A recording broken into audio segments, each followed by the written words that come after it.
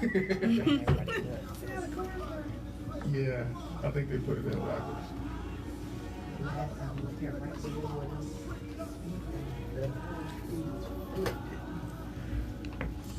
There you go. Yep, they got this one too. Professional. There you go. You okay? They seem to be doing it their way. So you're trying to get away. Yeah. Welcome, people. Hey. It's me. It's just me. Oh, more people are coming on now. Hi. Welcome.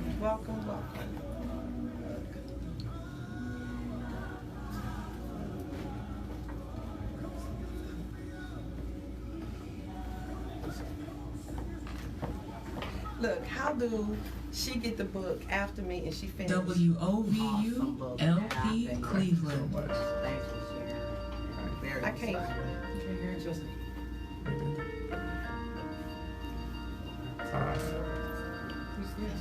You can hear. I can hear it.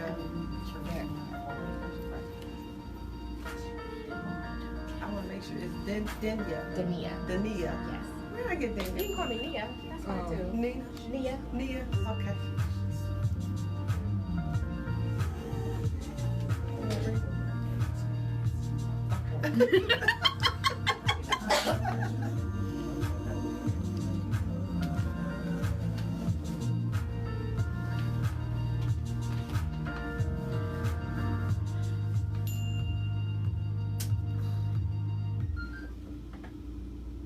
Hi, you are listening to Jewels in This Crown. I Speak Life on WOVU 95.9 FM, a BBC community radio station, and we're streaming live on WOVU.org, and also you can catch us on Facebook Live. And my name is Danielle Williams. And my name is Sharna Amorous. And we are excited for part 2 with our guests. For those of you who tuned in last week, our topic was life-changing decisions, and we have Minister J. Floyd with us, and we get to tap into the loving wife that he has, Dennia. Dennia, yes. Amen, Thank Floyd, you. and we're excited. We're talking about his book, The Driver's Seat. So we just want to go right on. If you're looking by Facebook Live, please share the video. We believe it'll be a blessing. But again, it's talking about the decisions that we make that either can make us or break us. So we're going to just pop right back in, and you know how we do it. Since today we have the wife, Dennia, with us. What we do is we start off with testimony, and Jay shared a little bit about his last week. You want to share a little bit about yours? And what we do is just conversing. We just talk about the decisions that we've made, right and wrong, and how God still got us on the right path to destiny. Amen. So you just want to share what you want to say. So why don't you start off by saying where you left off? Yes. Last week, Yeah. if you can remember. I can't hear myself. Can y'all hear me? I can't hear you. You can't hear me? No. So just get started. I'll tell you. Okay. Well, I think where I left off was really talking about how kind of these came to fruition. How I learned how to be honest with a woman after my entire journey had left me with that hole that was still left, where I had gotten through a lot of loss, but I still had some growing up to do in order to be a man. And when I met my wife and we started dating, and I started learning how to live up to that standard that she set, learning how to be honest with a woman. One of the first things that on our first date, she asked me what I wanted to do in my life, and I said I wanted to be an author. And I remember she said, well, you will be. Mm-hmm. And she's helped me to that. She challenges me to become exactly what God meant for me to be. So she is my biggest supporter, but she's also my biggest challenger. Mm-hmm. And that's not always fun, but that's what a man needs. Mm-hmm. Is because that's the distinction of a man, is that you have to step up and do some things even if you don't feel like doing it. Yeah. And in my particular circumstance, which I think a lot of people can relate to, growing up raised by the type of woman that I was raised by, with no male figure in the house, My mom was very strong and dominant, but she was extremely loving and giving for me. So that was great at a young age, but it did not prepare me to be a man. Yeah. You know, I needed my father to step in and do that. And even at that point, I still needed to be challenged by a real woman who had set a standard. I needed to be challenged to step up, and I needed to be ready to do that. And when we got together, I almost wasn't ready, and by the grace of God, I got a second chance, and I was ready the second time. Yeah. So you jump right in there because he talked about that. And you know, we wanted to bring Dennia on because we one of the things that I think that we lack in this generation as women, a lot of women are afraid to set the standard and set the bar high. Because they're worried about whether or not the guy that they fell in love with will stay if they raise the standard and challenge them to be better. And so I wanted you to kind of touch about that too, because you had to make a decision, and he actually said you shut the door. So we want to talk about that because I love the fact that the moment he spoke what God had given him to become, or even a desire to be, you were able to speak to that.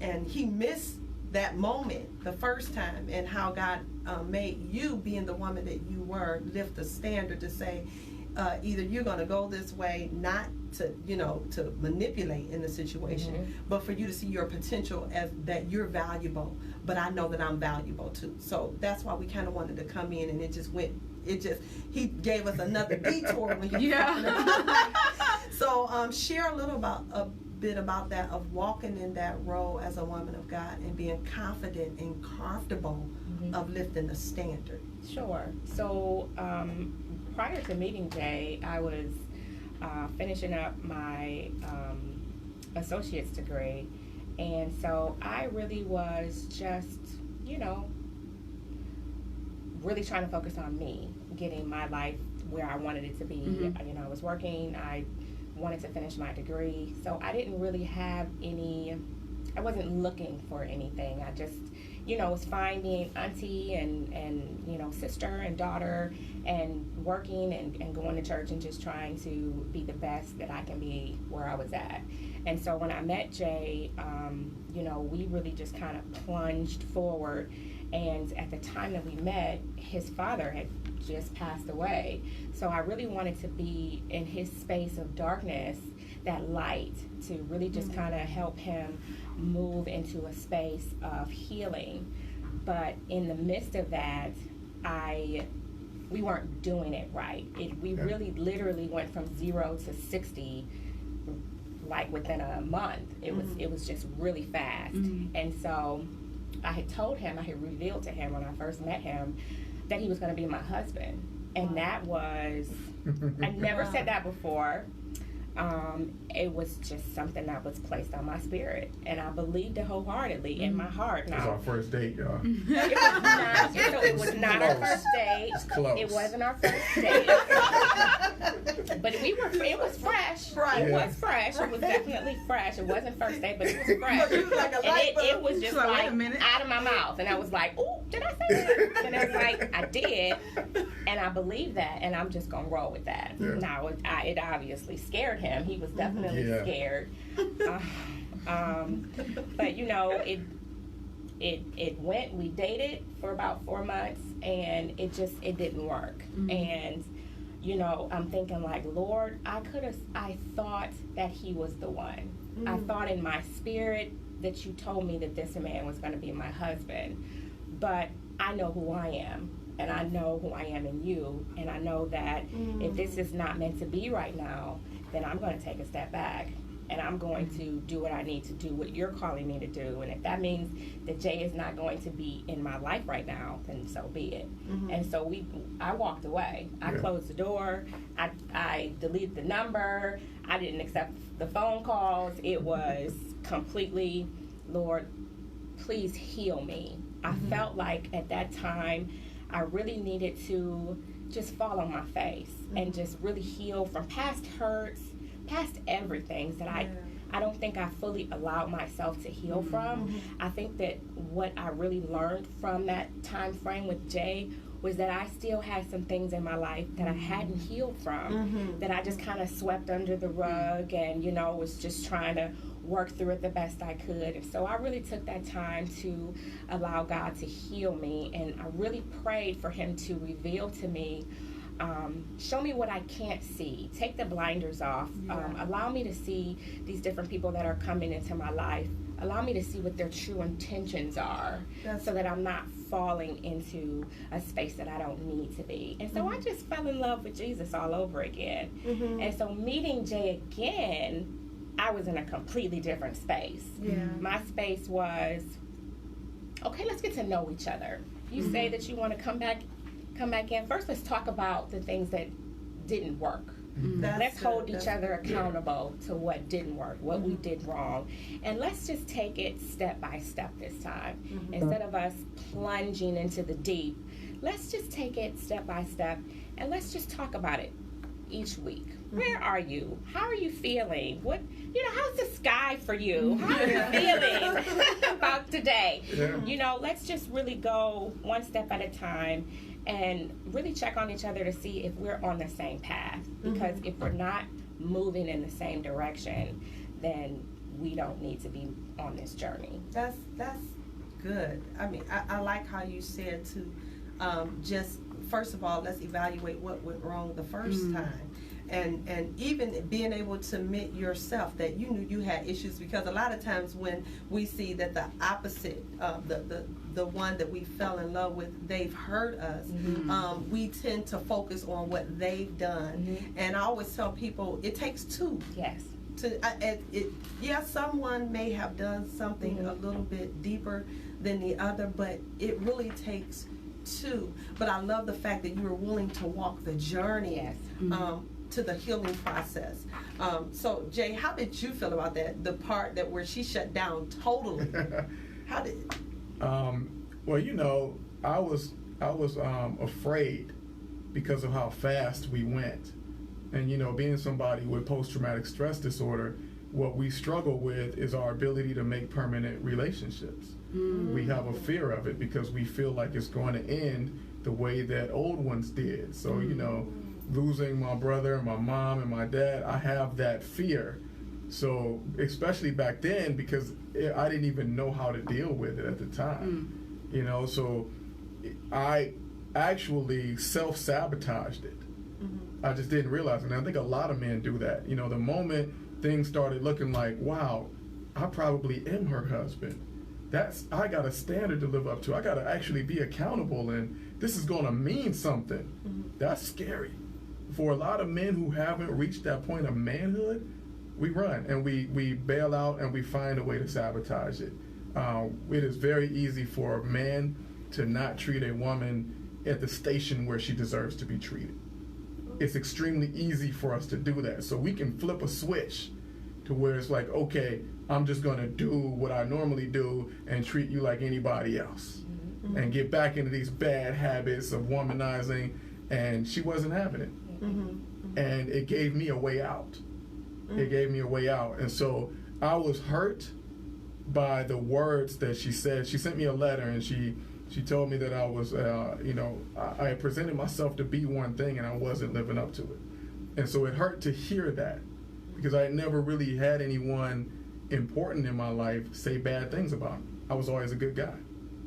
I was always a good guy. I never had that kind of deep criticism where it's like, you are hurting people, you're doing something wrong, you need to change. That was like, my mom never said, I walked on water for my mom. There was nothing I could do wrong. Right, and so she never even addressed the wrong that you did do. Never. So that was the first time. So reading that letter gave me a wake-up call. And I went into some bad habits to try to sabotage it, and I was lost in a really bad place. I was in a really bad place because I thought that maybe because there's so many things wrong with me, I just can't have what other people are looking for. And I was like, I love Dennia, but what she's looking for, I'm probably too broken to do that. And he wasn't. Yes. But he wasn't. What I saw in him when we first met, I I just knew that God had something amazing in store for him. It was just all over him. And I saw where he was going. That's why I'm like, come into the light. Yeah. Step over here. There's so much goodness that God has in store for you. But he wasn't ready. And I had to be able to, accept that just wasn't where he was at right then. That's just not something that you can force. That's something that God has to. I think there's a lesson in that, in that life is so experiential, and I noticed that even with our kids. So there's sometimes we want them to be at a certain place, but it's like you're not going to be there until you bump your heads a couple more times. Right. So that's where I was at. And she really came along at it, like literally the week that we met, my father died. On Father's Day. Wow. And so it was like for me to have all of these things happen to culminate in that, it was like, I was devastated. Right. I was devastated, and I didn't really know how to deal with it. And she saw that darkness, and she is like a beam of light. And she was just always like, hey, come out of the house. Hey, why don't you go here? Why don't you come out and enjoy life? And I just was not there. Right. Because I needed to experience, I needed to sit in it a little bit longer. Yeah, you had to. And she didn't want me to sit in it because she didn't want me to get lost in it. Yeah. So I needed her to pull me out. Yeah. I absolutely needed her to pull me out. But I wasn't ready to be pulled out at first. Wow. Yeah. This is good. But here's one thing, and I will say, I'm glad that you brought up the fact that she was able to acknowledge her own issues, because I think we all do this, and especially in the Black community. I think one of the things we attract to each other, and we start building this identity around our relationships based on shared wounds. And instead of digging deeper, and because of our situation and who she was and who I was and the opportunity that God afforded us, we were able to dig deeper. Yeah. The first time we connected, we had shared pain, and we went, it was like she said, 0 to 60. We immediately, because God had put it in us that we were supposed to be together, but it was supposed to be on his time. Right. When we tried to dictate it, we just went off the shared trauma. Right. And we were just trying to soothe each other's trauma. Yeah. Instead of really being what God wanted us to be in each other's life to help each other start healing. Because here's the thing, I can't heal her. Right. And she can't heal me. God can heal us. Exactly. So all she can do is help lead me to where God can heal me. Yeah. And that's what we needed to understand. We can't force each other into these situations. We got to be who God created us to be for each other. Right. And that'll let God come in. Right. And that's you brought out a good point, because that's called the processing part of it. You have to process. The good thing was you were able to talk about it to one another and listen to one another. But the process is, now that it's out there, you got to deal with the emotion that come behind it. Yes. Because now you have the deep parts of my heart that I've kept secret for so long. Now, can you handle the time where I have to deal with the process of it? And I think that is so great, because you both recognize that. Even after the breakup, you were willing to say, God, okay, I give it all to you. Whether it come back or not, I give it to you. I know what you told me, but I'm willing to walk away to the point where you will be the one that bring us back together. I think we miss that a lot. Go ahead. One of the points that it seems like both of you begin to address is like that journey to wholeness within yourself. What are some, like from on both perspectives, what are some essential tools of getting to a place of wholeness in yourself? Because I think that a lot of times we're pedaling through, and it's more often times than not like something traumatic that happens to us to make us be like, I might have a couple things that I need to get together. What are some tools that help you walk through that journey to wholeness? Because we're all there constantly evolving, but if you don't have the proper tools, it's like I'm a mess, and like you were saying, like I can't do this, is it. Yeah. But that's not true. Well, I know for me, it's the people around us a lot. I mean, we were placed in a great community. Like I said on the last show, God gives us everything that we need. Yeah. It's just that sometimes we're not ready to reach out and get it. Like when she said, any man I date needs to be in church, I already knew the church that I wanted us to go to. I just hadn't gone. It was there. It was accessible. I just had never been in a place where I was going to reach out and go on my own. When she got in my life, she gave me a reason to go. And then, so it was always there. And once we stepped in, it was instantly like we had a community. I had mentors. She had mentors. We had people who could really reach and keep their hands on us, because you're gonna go through some struggles. You know what I mean? It's not like the struggles go away because you've reached some healing. We these mercies are new every day. We got to keep reaching out for them. So I think for me, the biggest tool was the community that we stepped into. That's good. When I had my time of singleness, I was heavily involved in the church, as well as I dated myself. I really tried to understand who I was and why I was broken. Why did I feel broken? Why did I feel like there was some healing that needed to be done? So I really just focused on me, and took myself out. What do you like? What do you like to do? What do you, movies and dinners, and just really tried to find out who I was, so that going into something else, I was prepared. I wasn't going in not knowing who I was, not being going into something, not ready to conquer it and really stay who I was at that point, learning who I was, and kind of falling into something that I didn't need to be into. So I was really just prepared for God to just open my eyes and heal me into a space where that next person, if Jay came back around, or whoever that next person that came back around was, I was where I needed to be in Christ, in myself and in Christ. And then in the married sense of that, community, definitely really being able to talk to different people. I know that especially when you're married, it's always don't tell everybody your business. You don't want everybody to be all up in your business. And yeah, to an extent that's true, but you also need some people to hold you accountable, where you feel that you can talk to them. Some, obviously some godly people that's not going to give you no crazy advice, but still, be able to walk the journey with you. Wow, this is really good. We're going to take a break and we'll be right back. Jewels in His Crown. Wow. I'm on a touch because that's what she do. She slid out. Yeah, I saw her go out there. I was like, "Oh, thank you, Jesus." Because I seen him and then I didn't see him, and it was like she found a way to. That's good. I want to talk because some of the things that you said, you wrote, and to me, it might be a small statement, but it's an important statement. Make the needed changes. So I want to talk about that because I even talked about. And you're tuned in to WOVU. That's probably why I take time. And I love what you said, because that's what I did when I was single. I dated myself. I did a weekend retreat by myself because I think until you know who you are, you'll settle for anything else. But when you know who you are, you won't settle for nothing less than what God has told you. So I want to talk about how, now that you got those tools, because now you came together as one, but I can tell you both recognize that you also have an identity apart from each other. Because a lot of times we get caught up in the other person's identity. And I think that everyone needs to have an identity in order to function as one.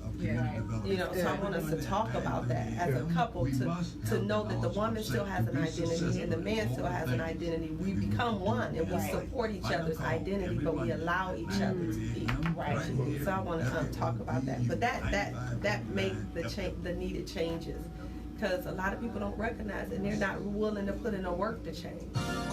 And that's scary to know you need to change, but you won't do the work. And I think sometimes it's the how to change. Because if I had this conversation with my friend the other day, I'm just like, if I've spent 28 years living in my default, even if I identify like, oh, these are some areas I need to change, like tomorrow, my default is what I know. Like it takes being intentional, but all the times it's not sustainable because we're not in a space of community where it's promoted. Like, hey, like I see you, let me help you. Like if I'm out here like, I'm gonna go back to my default. Yeah. Hi, I'm Wayne Dawson from Fox 8 News in the Morning. You are listening to Our Voices United, WOVU. She love Wayne Dawson. I like Fox 8. I like Fox 8. He used to go to church Look, with I'm us. like, wait, Fox 8. He used to go to church with us, so he got his own church. Ready? Here we go. You are listening to Jewels in His Crown. I Speak Life on WOVU 95.9 FM of BBC Community Radio. And we are on with Jay and Dennia Floyd talking about life-changing decisions. We're talking about relationships. If you all have questions, you can call in area code 216-271-0959. We're also on Facebook Live, so if you want to drop some questions for the Floyds, they're answering. So we're going to jump right back into this. You, Danielle, you saw something in the book that you wanted to bring out. And I was telling them, you both, that it's something so small but yet so powerful. The statement that you made, that when you said make the needed changes. What did you do when you recognized that you needed to change certain things? What did you do that was necessary to make the change? Well, like I said, we operate in a community, and we have some people around us who really hold us accountable. And they, these are transformative type people. Like, they're not the kind of people that are going to just be with you year after year and you doing the same stuff. The things they mention and talk about and the things that we get on track with are about change, constant change. Every season, what are you going to get better at? You're never perfect, but how can you improve in something, And as a man, my mentors teach me that as a man, you lead your family. So every season, how are you going to get better at leading your family? How can you get better? And, for a lot of us, and I know for me personally, communication, passive aggressiveness, passive aggressive words was huge for me. Because again, in my single life and in my childhood, I was essentially just a liar. I would just say what needed to be said to get what I wanted, as opposed to really being honest and upfront and saying the words. And one of the things that we even talked about when we first got together was lying by omission. And a lot of men do that because we operate in a need-to-know basis. But when you get married, your wife is at the top of the need-to-know list. Like, right. So there is no more, she don't need to know this, she wouldn't be interested. And see, that's another thing, as men, we tend to say, well, she's not even going to be interested in that detail, but she is interested in details. I want to know what Specifically, you got to know who you married. And for me, my wife, she likes the details. That's good. Even if it's something that, to me, she probably won't even care. She just likes the details. That's who she is. So I should honor who she is and give her the details. So for me, those kind of needed changes, eliminating passive-aggressive language, eliminating passive-aggressive behavior. Like I always say, for men, one of our traits is that we're hunters.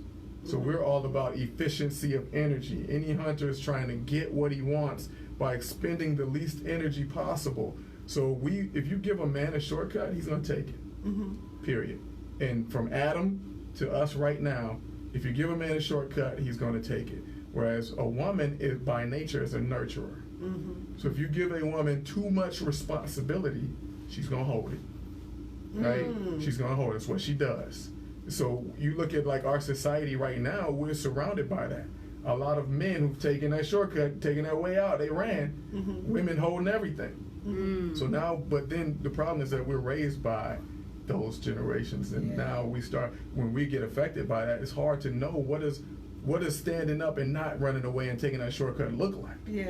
So that's when you need that community and those people. One of the best things my mentor told me is your wife is your first friend. So all of these other dudes around you, that's cool, but what they think don't hold anything to what your wife thinks. So, one of the things for men, we're like, well, she shouldn't feel this way. She shouldn't feel this way. But if your other half feels a certain kind of way, you got a responsibility to honor that. Even if you feel she's dead wrong, she's your other half. So you got a responsibility that's the first thing you got to deal with. It doesn't matter if everybody in the room thinks she's wrong. You got to walk out of there and say, hey, let's talk, because this is what I got to make sure we on the same page. Right. And I got to honor your feelings. Because here's the thing, nobody's ever dead wrong. People come from their experiences. That's a good point. So for men, a lot of times we feel like, man, she tripping. She's way out of pound. She's coming from her experience. She's coming from how she experienced something. And if we got to dig in and find out, man, where did I do or say something that I didn't intend for her to take that way, but she experienced it that way. Right. Because if you one flesh, and she's got to do the same for you. Because, you know, the same goes both ways. Yeah. But if you're one flesh, it's not about we always got to agree. No, that's never going to happen. It's going to be, even if you don't agree with me, I got to honor what you feel because we're one flesh, and I'm going to honor that. I cannot disrespect it and disregard it, because then that's dishonor the union that we give to God. You know, we remind each other all the time. We always say it.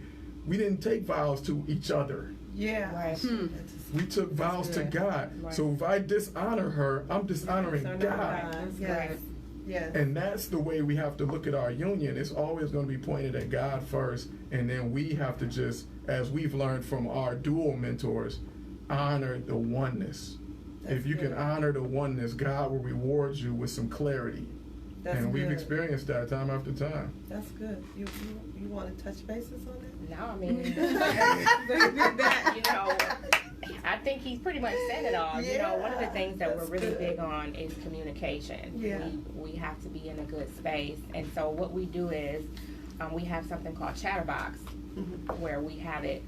It's a friendly zone where we come together and we talk about whatever is bothering us. And we can't use any language that would make the other person feel offended. It's a space where we can just really get whatever it is that we're feeling out and have our ears open to be able to receive it and comment back without there being an argument, so that we can feel that each other is being heard, and then we can have takeaways. We feel like we're resolving something, that we're hearing the other person, and that, you know, we're really taking the accountability to move forward in a better space based on what the communication was about.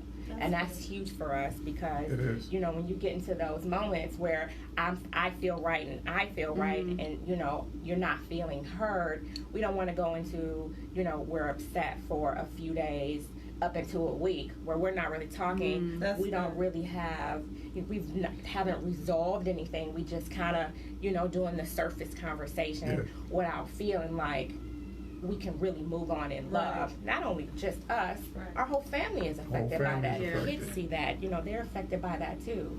So we really try to make sure that we're just, you know, we're operating in love, but we're also really trying to be on the right foot with one another so that we're honoring God in the proper way. That's a good point you just made, where you're saying we deal with it, because if we just let days go by, the emotion is still there. And so since the emotion is never dealt with, it's like kept in a box. And then when something else comes, it comes to head, and it makes that problem bigger than what it was, because you held on to. You can't even talk about it because you got 3 or 4 things that you're already mad about. That's good. You gotta bring all of them out. Put it on your back. Right.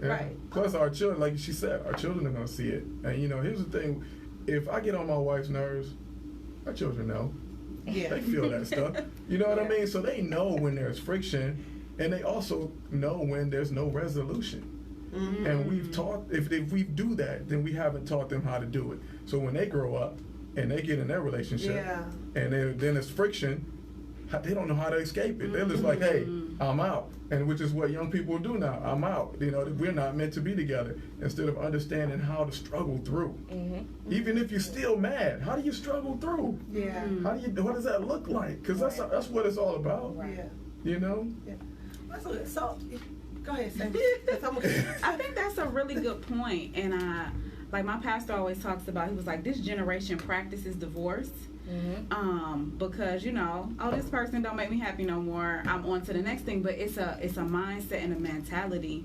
So, and you only can do what your level of experience gives you. Like, if this is the level of experience that I have, but how do you begin to work through a healthy relationship? Because if all we know is toxic, if all we know is jump ship, how do you learn sustainability? How do you really learn that 1 Corinthians 13 love? Because I will say this, it's tough.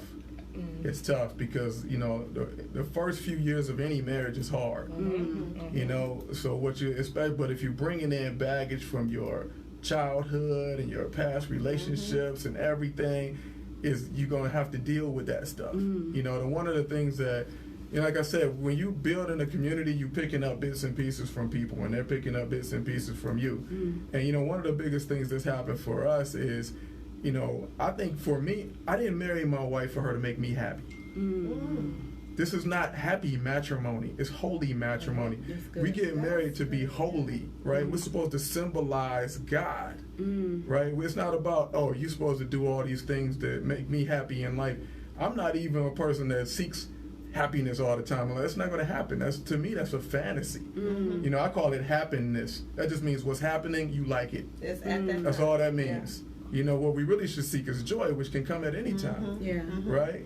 So for me, I think that was a big thing for us, is that, you know, starting to wade through those, because you're gonna hit those things where it's like, man, she looking at me like, man, that's something from his past coming up. And I'm looking at her like, man, that's something from back in the day coming up. You know what I mean? And that's why I think therapy helps. You know, and every black person out there, man, I honestly think every 18-year-old, when they leave high school, should have therapy. So you should know what you're dealing with before you try to build an adult life. That's good. That is so good. I was actually talking to a young lady today, and I was telling her, I said, and actually I was talking to Mama about it, because a lot of things, even with our young people, we know someone recently, a 15-year-old who committed suicide. And it hurts my heart, but I had to honestly, I was just sitting in a car and I was driving and I was thinking, and God said to me, He said, we have taught young people to hide emotions, to not deal with feelings. And because of this, when we asked, did we see the sign, we taught them how to hide. And I love that you said that, because I'm a believer, and I was sharing this with Charnay. I'm at the point of life where I understand, I think everyone needs to have a counselor. Before marriage, if you're talking about marriage, individually and collectively, you need to talk to someone by yourself, and then you need to come together and talk to someone, because you will not deal with your issues until you reveal your issues. And that individual piece is huge. Because a lot of us will go in thinking, well, hey, we can do this premarital counseling so you can deal with your stuff. They don't think, you know what I'm saying? We never go in thinking about our stuff. You know? So I think if that individual part is huge, and supporting each other. You know, because everybody got something. You know, we can't constantly be like, well, you got this and you dealing with, we all dealing with something. You know, we got to extend each other grace. And that's something that our pastor has kind of shined on us a lot too. How do you build a household of grace? So we try to work on that, you know, because it's a different age. It's 2019. This is not the old days where we were raised, you know? And like, especially in the black community, when it comes to raising children, you know, 50, 60 years ago, you had different things to worry about when you were raising a kid. If a black person made one mistake, their life could be over. You could have nothing, no kind of prospects, no options. We don't live in that kind of world anymore. You need a child who's willing to experience and go off and be brave enough to feel and try and create. So it's like we have to also be ready to change the way that we think about parenting, you know? I just, because you're both so young, and I know, because I'm people on the other side of the station, and even on Facebook Live, someone is saying, well, how do they know this? You know, what licensed them to know what a man should feel and what a man should think and what a woman should feel? Talk about, what have you done to get into that place where you because you're a counselor now, and so you deal with this. That makes you that person that can really tell them, not only just from experience, from studying people. You know, because God qualified. We need counselors. So because some people be like, oh, you too young to tell me. Okay, let me say it like this. I had an aunt and my daughter. They had this discussion, and my daughter said, I have wisdom, and my aunt was debating with her. Well, I'm the oldest, so I have more wisdom than you. Mm-hmm. So we get in that mindset because of age Yeah. and feeling that you don't have enough experience to give this. Tell them what you've done and the studies that you've taken to be able to deal with the issues of life. Well, I would say one of the things that we always talk about in our life groups is time in the seat doesn't make a person an expert, right? So what I think is God uniquely qualifies people to play a certain role for him. And I talk about that in my book, where I feel like we're all a tool on God's tool belt.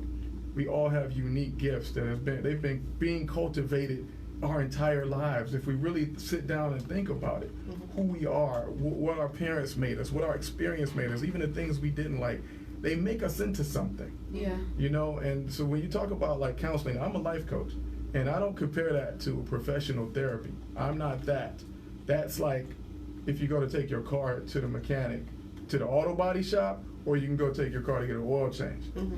I'll give the oil change, you know. So I'm open to my clients when I feel like they need to go to a different level, and I will refer them, you know. So, but for me, I feel like it dawned on me about 2.5 years ago. I was sitting in our house, and God said, "You are a life coach, and you've always been a life coach. This is you did it for your mother when you were a child. Every woman you ever met in high school that friend zoned you, and all of these people who you've always maintained communication with to help them through things. This is what I've been training you for." And it became as clear as day. And I was like, I got to do it. This is what I have to do. It doesn't matter to me the money that you make in it. I have to do what I'm called to do. And it was very clear, you know, that all of the, you know, there's a song that is by this obscure artist named Brother Ali, but it's called Picket Fences. And he's having a conversation with his wife. And in the song, he's talking about all the things that hurt him in life. And his wife replies, and she said, all of this pain was just training for the day when you will have to lead with the gift God gave to you. And that summed my life up altogether. And I think that's the case for all of us. I think that, you know, he has, especially with our family, they really just flock to Jay. Even coming over, it'll be, "Hey, Dennia, where's Jay?" You know, my mom, all of my family does that. I mean, my mom will tell him things from her childhood, things that I've never even heard, stories that I never even knew about. She came to my seminar. She came to a seminar. If she's in a space where she's feeling like, you know, she needs somebody to talk to, she'll just call Jay up. And that's huge because my mom is a closed book. So for her to, you know, reach out to him and tell him a lot of things that, you know, about her past, things that she's struggling with coming to his seminar, that's a huge thing. So, I mean, even teens, young adults, kids, I mean, older people, it's something God has really just gave him a gift for people to flock to him, to really just pour into him and get that healing that they need. Yeah.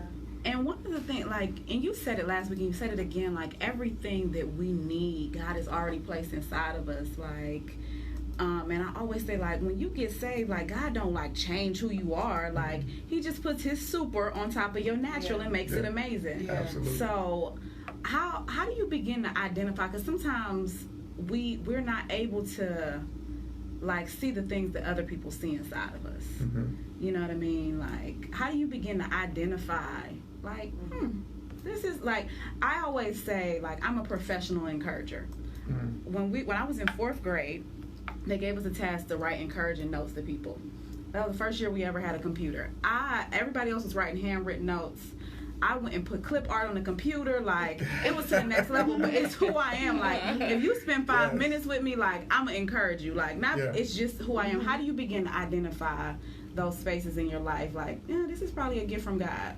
You know what? I think the Holy Spirit kind of nudges us in a certain direction. You know, we just have to be aware of it, you know, because the Word says that the Holy Spirit indwells us, right? It said that Jesus told us that he would send us a helper, and that helper would indwell us. So it's always there. We just have to be aware of the nudging. You know, like when I was a kid, I was so shy, you would never believe it. Like, people who know me from back then would probably look at this show like, oh my goodness, because like I couldn't talk. I wouldn't talk about anything to anybody, and I was always nervous and afraid of everything. And when I first found an outlet was rap music, and it was because my brother got into rap music, and I looked up to him so much. I just would watch him, and he didn't even rap. Of course, he's just a leader, right? So he just formed a group, and he would go find rappers, and all of a sudden they became like the most popular thing in our neighborhood.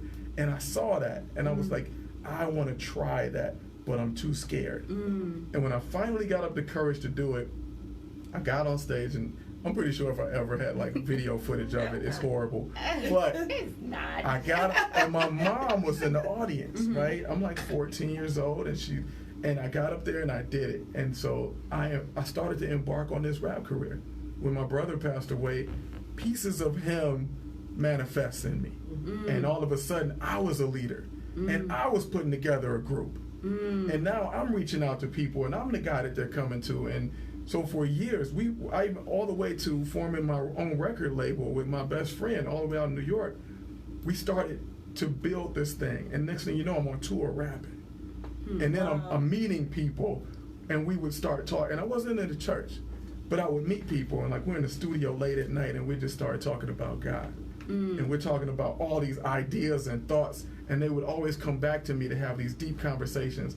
And so these little bits and pieces and clues, right? So over the years, you know, I'm slowly changing. And all of a sudden, it's when I want to rap, I want to talk about something a little different. I want to talk about this, and I want to talk about this. And next thing you know, my message is aligned with pastors. I'm talking the gospel.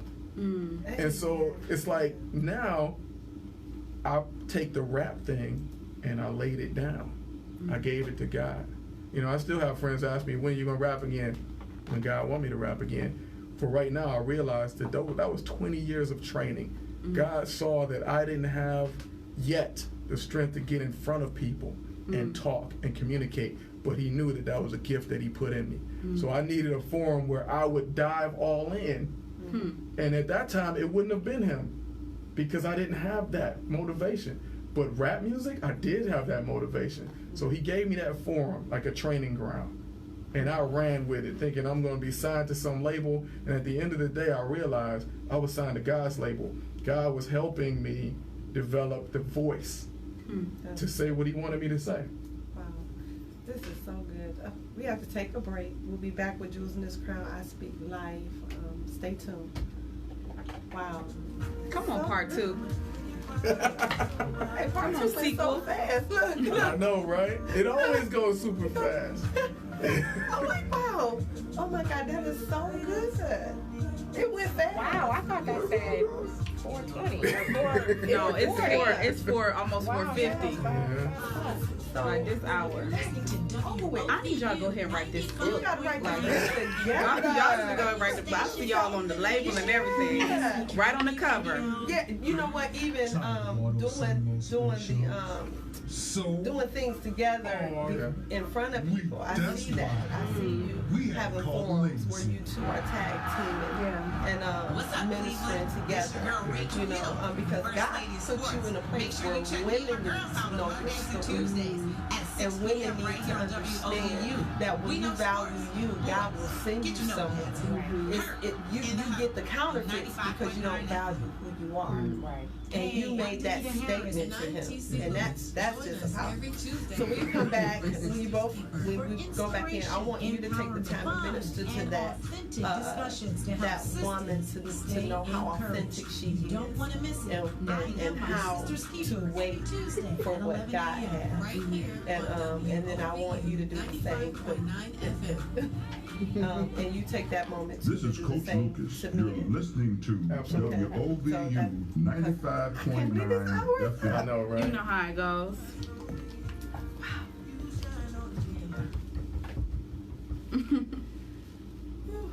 He's like, Daddy, are you done? What's happening? And we are back to Jewels in This Crown. I Speak Life with our guests, Jay and Dennia Floyd. So since we only have like 10 minutes left, this has just been a great hour. And in our break, we were talking about how, first of all, we know that God has put a place where you two would be going further in ministry together. I just see that. But I want you to take the time, Dennia, to minister to that woman, to let her know how authentic she is. That if she be authentic and wait and learn her value of what God has prepared for her. And then I want you to take the same, moment to minister to the young men. Absolutely. So I think the most important thing to remember is to love you. Love who God created you to be. He didn't create you to be what other people want you to be. He created and designed you beautifully, exactly as you are. So in saying that, don't settle. Know who you are and allow God to find you the perfect mate who's going to honor that. It's not going to have you get lost in someone else, but have you be able to be equal with someone else, because that's so important, especially going into marriage and then having children. It's really important to know, because those are things that you can really get lost in when you get with someone, especially if it's someone who, like my husband, who is, really out there in the community and doing different things, or even if it's not, even if it's just someone, that you're meeting and, you guys are building something together. Know who you are.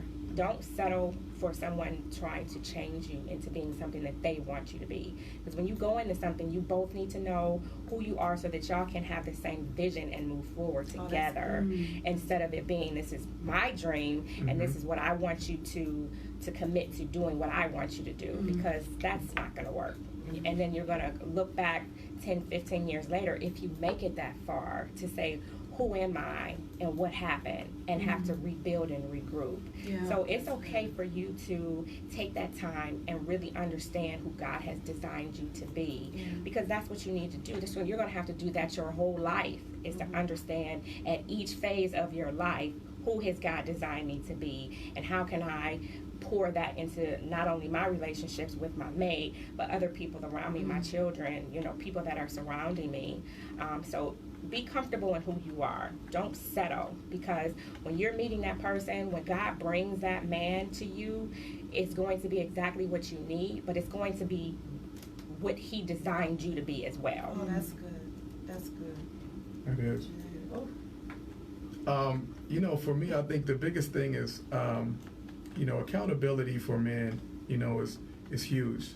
I think that, especially right now, I know that, a lot of the new generation and even my generation, they like to do the relationship thing. But the thing is, I think that we're in a relationship with everyone.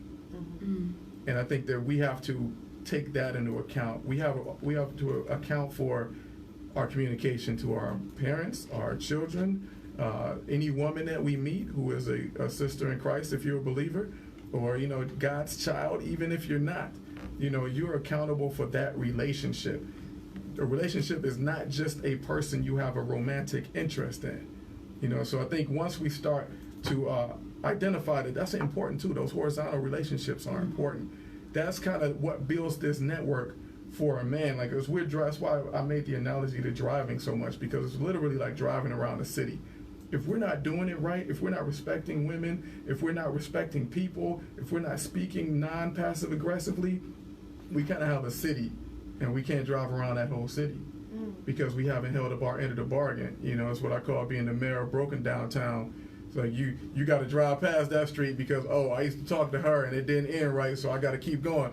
Oh yeah, old boy told me to hit him up and I never got back to him, so let me keep going. We have to be accountable, and we got to be upright in what we're doing so that we can really cruise the whole city. We got to have more freedom, and once we have more freedom to be who we really are and step into these roles, I think we'll walk stronger and we'll be okay. We wouldn't be so scared of things like marriage, like I was, and like a lot of people are. We wouldn't be so afraid if we had better communication and better accountability around us. And if we had more confidence in the life we had built, we wouldn't be afraid of that kind of stuff. But we need to just start changing that. So I think that, honestly, accountability in our relationships and knowing how to step into things that kind of make you afraid.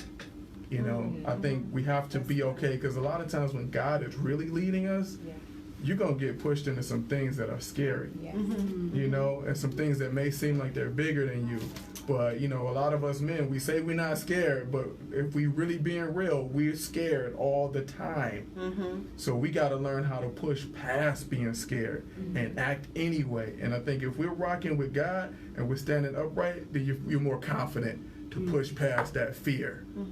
So I always tell people, turn the volume up. Turn the volume up. Wake up every day, get right with God, and turn the volume up. Don't be scared. Don't be passive.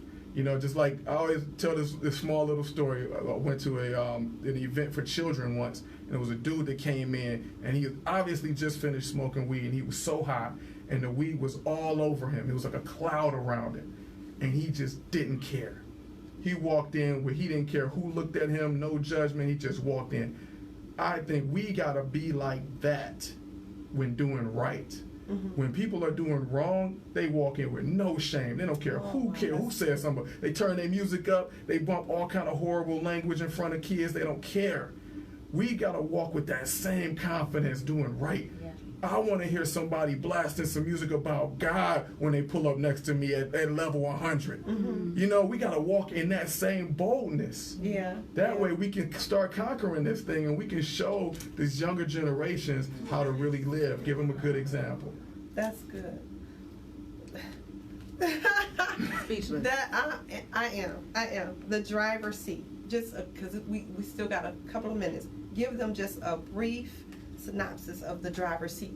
The driver's seat is all about how to get out of the back seat of your life. It is aimed at not necessarily just men, but anybody who was like me and who had been through a lot of things and had those things hold them back. And, you know, sitting in the back seat of their life, if you imagine your life as a car and there's no driver, you're just sitting there expecting to get where you need to go. It's not going to go. And even if it is rolling, it's going to be crashing all over the place. So you got to have the courage to, one, understand that your life is a vehicle. I think that's the biggest thing for us. A lot of us don't know that we're valuable.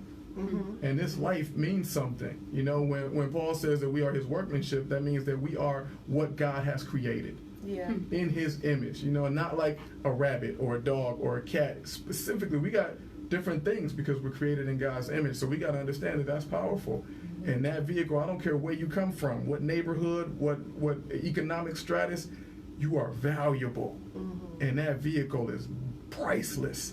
So you got to learn how to drive it so you're not crashing it everywhere. You know, you got to take those seatbelts off, overcome that pain in your past, have the courage to sit in that driver's seat and turn that navigation on, because if we don't tap into God, the GPS, the greater power source, God will navigate where we need to go. But we got to hit that gas pedal. God's not going to hit it for us. There's a lot of instances, even in the Word, where people missed blessings because they didn't act, and they didn't act in God's will. So we got to act. We got to get in that driver's seat and start driving. That is so good. That is so good. Tell them where they can find you.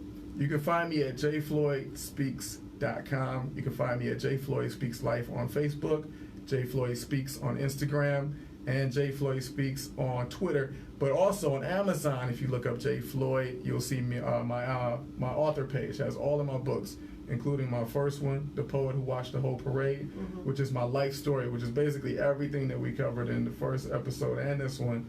And also my second book, The Unofficial Guide to Fatherhood, which was a co-authored book with several other authors who are fathers, you know, a whole bunch of different perspectives on fatherhood, and my current book, which is The Driver's Seat. Oh, that's good. So we got to, how do you walk in the role, in the role of supporting the greatness that you see in your mate? I just let him know that he can do all things through Christ, that God has a vision, he has a dynamic plan for his life, and to move in it. And you know, Jay is not afraid. He's never, since I've known him, he's got so much courage and confidence, And, you know, once he turned his life over to Christ, he literally puts God first in everything that he does. And so, in turn, God is truly blessing him in the midst of that. And so, with that, he's providing us, me, with the ability to be able to give him that support that he needs with the children, being there with them while he's, you know, taking care of the things that he needs to take care of. And, you know, we can support him together. So, like today, coming here to this, or going to some of his shows, to really be able to see what Daddy is doing. Look what works God is doing with Daddy, and Daddy really being able to, you know, be in God's will and really move forward in that. It's been a beautiful thing. Wow. It has been this, you know, we're gonna have y'all back. This is so exciting. I encourage you to look up the driver's seat. And it's climb out of life's backseat and step into your God-given purpose. We thank you for tuning in to Jewels in This Crown I Speak Life show. Keep your station locked on WOVU 95.9 FM and WOVU.org, and enjoy the music. It will get you through the day. Thank you so much. Thank you, guys. Thank you so much for having you two are awesome. I mean, awesome. And I look forward to see where God is taking you. Stay encouraged and know that you are authentic. You were created on purpose to live in purpose by God. God bless you. Until next time, Jewels in This Crown, I Speak Life. Oh, that was just so good. Excellent show.